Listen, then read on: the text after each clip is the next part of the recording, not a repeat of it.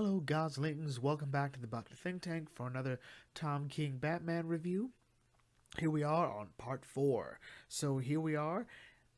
If I would say, and I said before, part 3 is where I talked about how Tom King's Batman story really begins. This is the story he wanted to tell. This is where the story starts to fall apart and crumble a bit.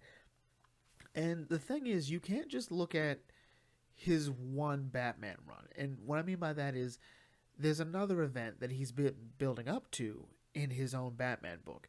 And we have to sort of play around with the timeline here, otherwise, it doesn't make sense.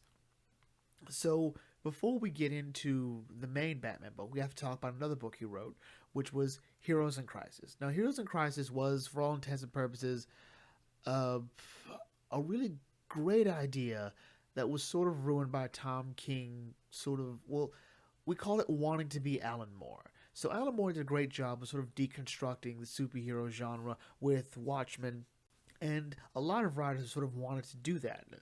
Sort of want to explore the characters on deeper levels, sort of, pull back the layers and reveal who they are.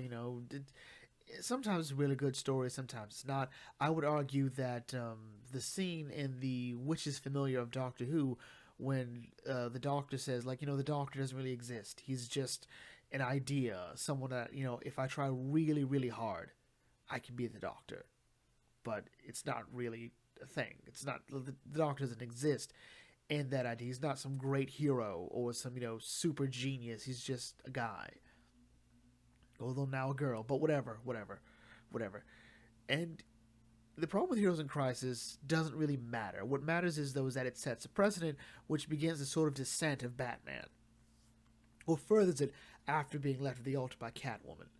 So, after Heroes in Crisis, with, the death, then turns out actual insanity of Wally West, which no one has forgiven Tom King for, as well as what happened with Harley, Ivy, Booster, the entire superhero community. Batman and Barry just sort of have a falling out. Batman and Flash have a falling out, namely over the re-arrival of Gotham Girl in a story called The Price of Justice. Now, Price of Justice is really just us seeing that Batman really does sort of blame himself for what happened to Wally. More than likely blame himself for everything that happened at Sanctuary, because he, Superman, and Wonder Woman were in charge of Sanctuary to an extent. Batman handled the security, so this really shouldn't have happened. And Wally was, and effectively, Dick Grayson's best friend when he was Robin. And it was just Batman and Barry with Wally and Dick, and, they just had fun. They impacted each other. And Batman's been low-key trying to sort of, like, help out when he can with the Flash, but really what he's doing is trying to figure out exactly what's been going on with Gotham Girl, and that leads to a further falling out with Batman and Barry, because it turns out Gotham Girl, despite being crazy, was not admitted to Sanctuary. And it a big problem with this was this never comes up again with Batman and Barry. With the story effectively ending with, like, fine, on the Justice League, we'll work together, we'll fight the good fight, but other than that, you don't talk to me. That's pretty much it. And then we go to the Tyrant Wing story. Now, the Tyrant Wing story is where we pretty much get back to the story. And it's pretty much is about Penguin. So, Bane, is, if you recall, we talked about what Bane was doing. Bane had assembled this team of Gotham Girl, Psycho Pirate, Wesker, Riddler, Joker, Hugo Strange, everybody and their mama was there, including Flashpoint Batman. And this has all been part of a plan. They've been trying to get Freeze and Penguin on the team. Alright, turns out Bane was the one who framed Freeze, and he's also been trying to get Penguin to play along. Penguin has been playing along. So Bane killed Penguin's, who we think is his wife, but it turns out it's his pet bird that he's really, really weirdly attached to. It's kind of gross. But anyway, Penguin gets himself arrested, so we can go to Arkham Asylum to talk to Bane, and Bane says, look, you gotta kill Alfred Pennyworth. And Penguin's like, nope, not having it, not playing this game. You've already taken the one thing I loved. It's war. So he arranges for Batman to get a hold of him so Penguin can tell him, like, hey, look, Bane's in control of Arkham Asylum. He's faking being a naked, quivering mass of failure, and he's been behind a lot of things going on here. So Batman finding this out, he's like, huh, okay. So he's not playing. He goes down to Arkham Asylum. He pretty much intimidates the guards to let him through. Not the first time Batman does that. Batman sort of comes off as a jerk, especially in Tom King's Batman run, with how he treats the staff of Arkham Asylum. It's weird. But he encounters Bane. He sees Bane there, a quivering, huddling mass of tears and shame. He's like, I'm a good boy. I'm a good boy. Batman's like, get up, Bane. And they start, and Batman just starts wailing on Bane. He's like, you framed Freeze, you got Gotham Girl, you shot my boy, and there's a lot of great emotion coming from Batman, but then Bane's not fighting back. He's just like, no, please stop. I'll be good. I'll be good. And Gordon comes like, Batman, what are you doing? Like, no, you can't do that. Like, we've been monitoring Bane 24/7. He's been nothing but this sad, pathetic, quivering mass in a corner of his padded room. Batman lashes out, punches Gordon, and this is where it gets a bit weird. Gordon, it feels like Gordon's unleashing a bunch of other stuff on Batman. It's like, who do you think you are? This is my city. You're here at my behest. Get out and don't come back. And if you do, I'll bring down all of Gotham, the GCPD. I'll call the damn Justice League if I have to. And I'm like, is that warranted? I mean, telling him to go was, yeah, sure. If you come back here, we'll GCPD will do some stuff. That works. But it's like, I'm sick of you? Like, what else is going on here? Batman walks out. He tells Alfred what Batman doesn't see is that as Bane is being, ushered back into the emergency room, Bane smirks. And this is sort of where Batman's descent with Gotham City, with the GCPD, begins, because he needs information, and the only way to get that information is to beat it out of criminals leaving Arkham Asylum. And when I mean leaving, I mean who have been released from Arkham Asylum, more than likely on the same terms as Mr. Freeze, which means that, among other things, he is not allowed to have his gear. He's not allowed to have his freeze gun, his armor, whatever. He's not allowed to have that.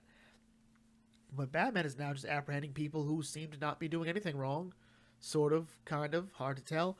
And he's beating them up, saying, who's in control of Arkham Asylum? What is Bane up to? Is Bane really... And it was like, no, dude, Bane's just a naked, quivering mass. Like, I was in a cell right next to him. He's broken. Batman's not buying it. He's beating people up. He's throwing them off of buildings. And Gordon's like, okay, enough. And he takes a bat, breaks the bat signal. I don't know if Batman cares. We don't get a real view of what the public perception is. Could this be like the Cold Days story where, Moses is like, yeah, it's Batman. Let him do what he wants, or has an impact been reached that, we need to be more critical of him. This is never revealed. Next thing we know, goes down to the Batcave, and just to check on Alfred, who's been monitoring Penguin. Penguin's gone. Alfred's been knocked out. It turns out Flashpoint Batman's here, and now begins the Knightmare arc. And the Knightmare arc is sort of where even I, who had been pretty lenient with Tom King, said this is stupid. So the Knightmare story, to be fair, isn't exactly stupid. I get what he's doing, but it's in the wrong spot, and it's too long. It's about 6-ish issues. All right, and this is Batman trapped in, well, a dream. It's effectively a dream. He's actually been hooked up to a machine in Arkham Asylum by Scarecrow, and this is just like 6+ issues of him just going through a bunch of fake stuff and verbally abusing himself. Mentioning once again he's sad about Catwoman. He's being tortured by Professor Pig. He's living a life with Catwoman where Constantine's trying to wake him up. Like, dude, wake up. It's not real. There's a weird one about that kid who really wants to be Bruce Wayne, so he goes through killing inmates. It's a really stupid story. It's just, oh my god, so stupid. Well, actually, a really good one where Batman's psyche creates the question, and he interrogates a dream version of Catwoman, sort of like, well, why'd you break up with him? And I guess it's Bruce's interpretation as to why Selina broke up with him. And it's really just, I guess, Batman discussing why he doesn't like being Batman. Weird. Then there's one where Bruce is dreaming about Lois taking Selina to the Fortress of Solitude for a bachelorette party where they watch Superman robots strip, and apparently Lois doesn't like being a mom and a wife. I don't get that. And Clark berating Bruce like, you you hate that you have to be Batman, but you love that you have to be Batman, as sort of a juxtaposition to Clark, who says like, I love being Superman, but I hate that I have to be Superman, something along those lines. And the weird thing is, if this is supposed to be fear toxin, so it should be a combination of like a dream and a nightmare. So what does all this mean? Is Bruce afraid that domestic life will destroy him? Is he afraid that Batman is the reason that Selina left him? Is he afraid of Professor Pig? Like what? Is he afraid of psycho kids in Arkham Asylum? He should be. And when he finally breaks out of it, it's just sort of okay, what's going on? So he fights his way out of Arkham Asylum, and it's sort of pretty much like when Bane fought his way into Arkham Asylum. He gives everyone the rundown, he solves riddles, he punches Scarecrow, he punches Freeze, which is messed up because of what he did to Freeze. He's pretty much tormenting Freeze. He fights Solomon Grundy and Tweedledee and Tweedledum, and then he gets to Harvey. He's like, look, Harvey, I want you to deliver a message to Bane. Tell him that I would really, really like to talk about what just happened, but I'm really tired. So what's gonna happen is I'm gonna go home. I'm gonna get some rest, and I'm gonna come back with my army, and we're gonna take back the asylum. And then Bane and I will have a nice long talk. And I'm like, oh yeah, okay, what's gonna happen? Well, next issue we go into, we're still on the Knightmare, so is or rather Fall of the Fallen. And what's cool about Fall of the Fallen is Barbara sees a red bat signal in the sky. It's only for a second. Well, actually, Commissioner Gordon sees it, and he tells Barbara. Barbara tells, "Oh, red bat signal. That means stuff's going down. We got to get it. We got to get going."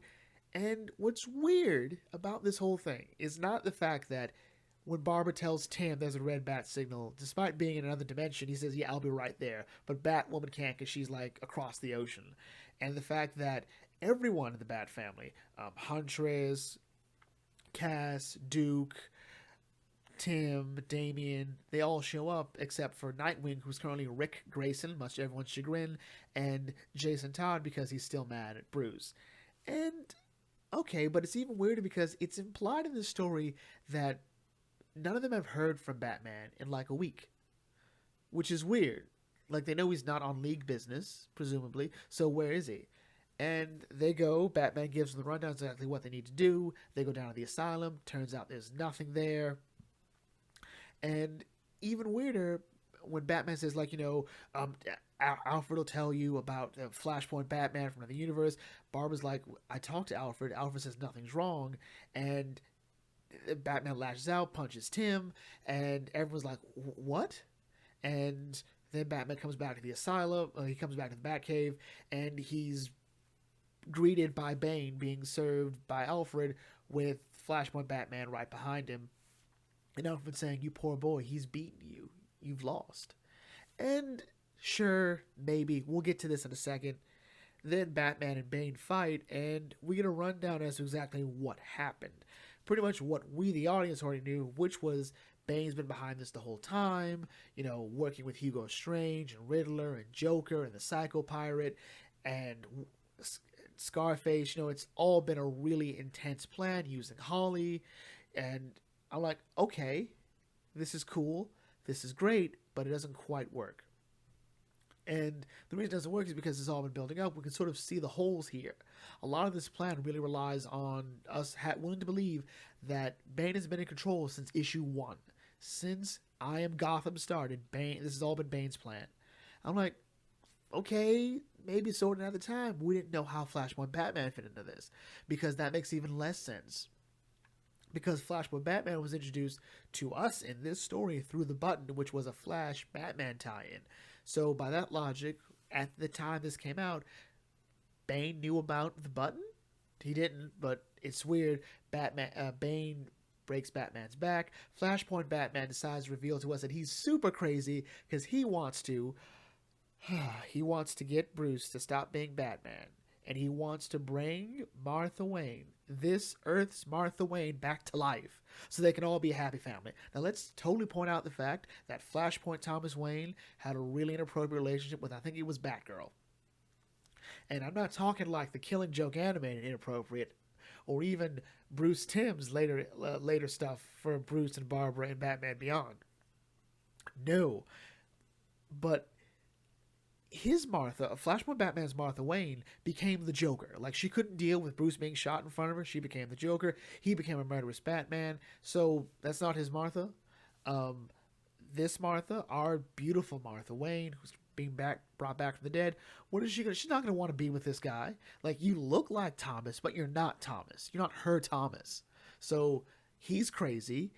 There's this weird talk about the story that Thomas read to Bruce. You know, the story about the pit with the animals who go to St. Petersburg to pray, and all these animals ate each other trying to survive.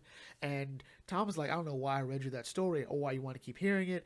And it leads to like this weird fight in the desert where Bruce buries Martha Wayne's body in the desert where they'll never find it, which personally I think that really hurt. Showed how dedicated Bruce was to make sure this didn't happen.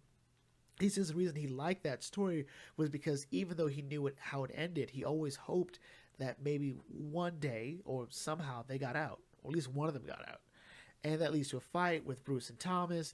Bruce wins and he's out. And you know what? We're going to end it here because, yeah, it's getting a bit late.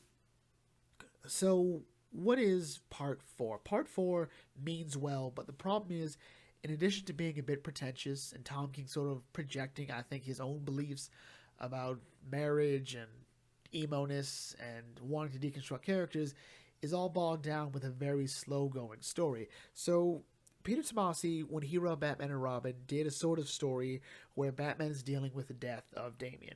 And as it came out, I did not like it. Because it just kept going on and on and on, stages of grief, I get it.